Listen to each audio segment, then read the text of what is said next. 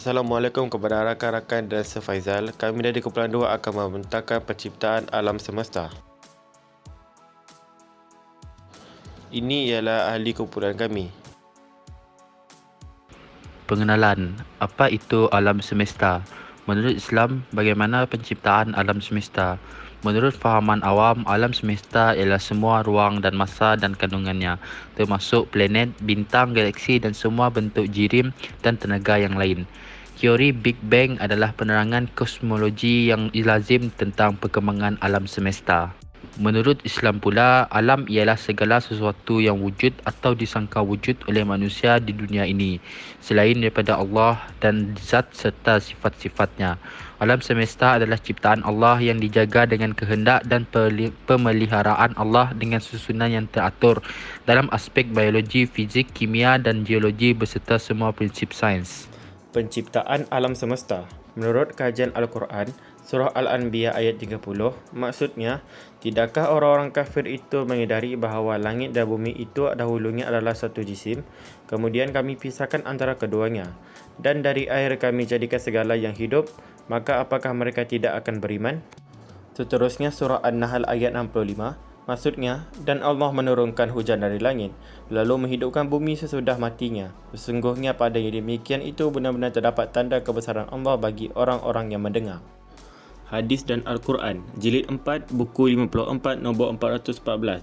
Diriwayatkan oleh Imran bin Husain. Saya pergi kepada Nabi dan mengikat unta betina saya di pintu gerbang. Orang-orang Bani Tamim datang kepada Nabi dan berkata, "Wahai Bani Tamim, terimalah berita gembira." Mereka berkata dua kali, "Engkau telah memberi kabar gembira kepada kami. Sekarang berilah kami sesuatu." Kemudian beberapa orang Yaman datang kepadanya dan dia berkata, "Terimalah kabar gembira itu, wahai penduduk Yaman." Kerana Bani Tamim menolak mereka, mereka berkata, "Kami terima ya Rasulullah. Kami datang untuk bertanya kepadamu tentang perkara ini, iaitu permulaan penciptaan." Dia berkata, "Pertama-tama tidak ada sesuatu pun selain Allah. Lalu dia menciptakan arasnya, tatanya di atas air, dan dia menulis segala sesuatu di dalam kitab di langit dan menciptakan langit dan bumi." Surah An-Nur ayat 44. Allah menukarkan malam dan siang silih berganti. Sesungguhnya yang demikian mengandungi pelajaran yang mendatangkan iktibar bagi orang yang celik mata hatinya untuk berfikir. Surah Al-Alaq ayat 5. Ia mengajarkan manusia apa yang tidak diketahuinya.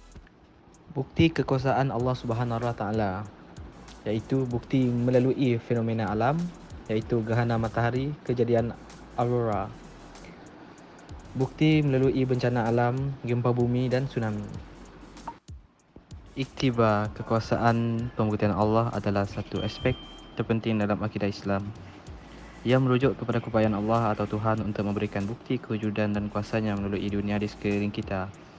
Umat Islam percaya bahawa segala-galanya di dalam semesta adalah tanda kekuasaan Allah, daripada kerja-kerja kompleks tubuh manusia kepada keindahan dan kepelbagaian alam. Kepercayaan kepada keesaan dan keesahan Tuhan dan tercermin dalam ayat Al-Quran yang menyatakan, "Kami akan memperlihatkan kepada mereka bukti kami di ufuk dan pada diri mereka sendiri hingga jelas kepada mereka bahawa ialah adalah kebenaran." Kuasa pembuktikan Allah adalah komponen utama akidah Islam dan berfungsi sebagai peringatan kepada orang yang beriman tentang kebesaran ciptaan Tuhan. Ia adalah sumber keselesaan dan inspirasi kerana ia meyakinkan kita bahawa kita tidak bersendirian di dunia dan segala-galanya di sekeliling kita mempunyai tujuan dan makna.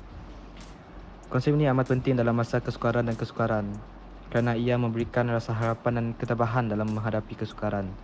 Akhirnya, bukti kuasa Allah adalah bukti keagungan dan kebijaksanaan Tuhan dan berfungsi sebagai peringatan tentang tugas kita sebagai manusia untuk menghargai dan melindungi dunia di sekeliling kita.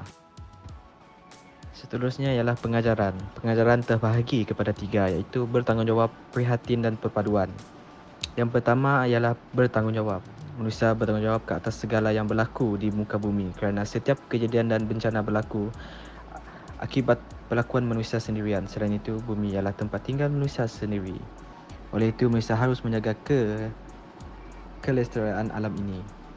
Yang kedua, prihatin. Sikap prihatin adalah disemadikan di dalam hati setiap manusia terhadap alam. Manusia wajib ambil peduli tentang alam sekitar seperti menjaga keindahan hutan, memelihara ekosistem haiwan serta tidak melakukan kegiatan yang menjejaskan alam sekitar. Dan terakhir ialah perpaduan. Manusia adalah sebahagian daripada alam semesta. Oleh itu, dalam perspektif ekosistem, manusia mempunyai kedudukan yang sama dengan alam dan semua makhluk lain di alam. Fakta ini membangkitkan dalam diri manusia perasaan solidariti, perasaan bersatu dengan alam dan dengan makhluk hidup yang lain.